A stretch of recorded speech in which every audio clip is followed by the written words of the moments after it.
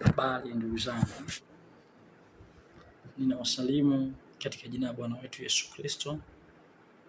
Leo nimeona nizungumze na mtu mmoja ambaye inawezekana amekata tamaa, inawezekana amechoka, inawezekana amekuwa akipitia jambo ambalo limekuwa likimuumiza, limekuwa likimwazisha. Nimeona nizungumze naye mambo matatu muhimu sana. Mambo haya ndiyo muhimu kuliko hivyo vitu unavyovifikiria.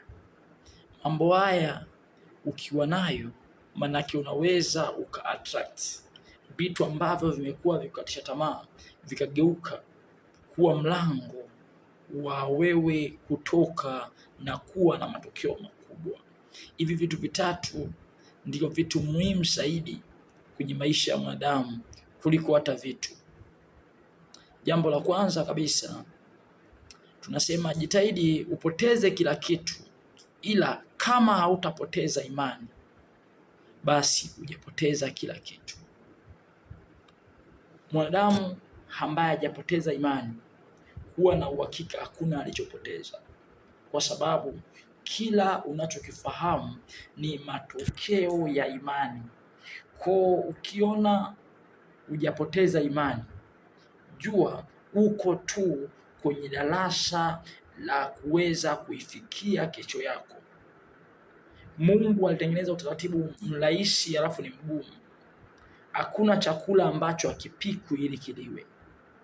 Tungekuwa tunaweza tukachukua mchele, tukachukua na maharage, tukaweka tu tukala, Mungu alikuwa hawezi kushindwa. Ila ili maharage na ugali na wali vipatikane itu wali maharage, Mungu alitengeneza mchakato wa kupika.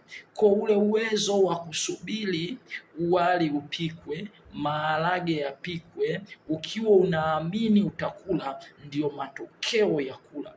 Kwa kama umekata tamaa, lakini kama una imani, jua wewe uko kwenye mchakato unapikwa tu.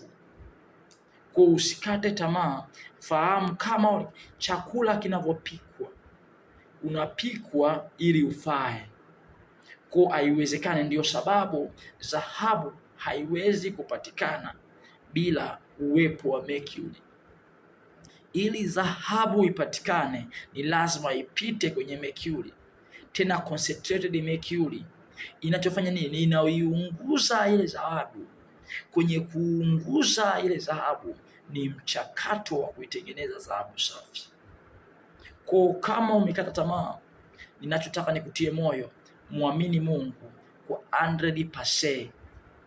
Ukimwamini Mungu katika jambo lako kwa 100%, jua unapita kwenye mchakato ambao unatengenezwa kuwa mtu mkuu kati ya watu wakuu wa kizazi chako.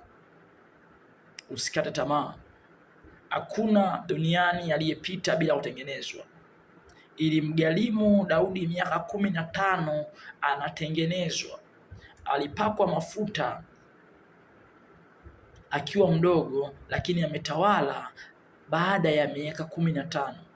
Anapita kwenye mchakato wa kutengenezwa ambao ulimlazimu kukimbia nyumbani kwao, kukaa nyikani, ila sababu akupoteza imani kwa Mungu wake. Ndiyo sababu Daudi akawa mfalme.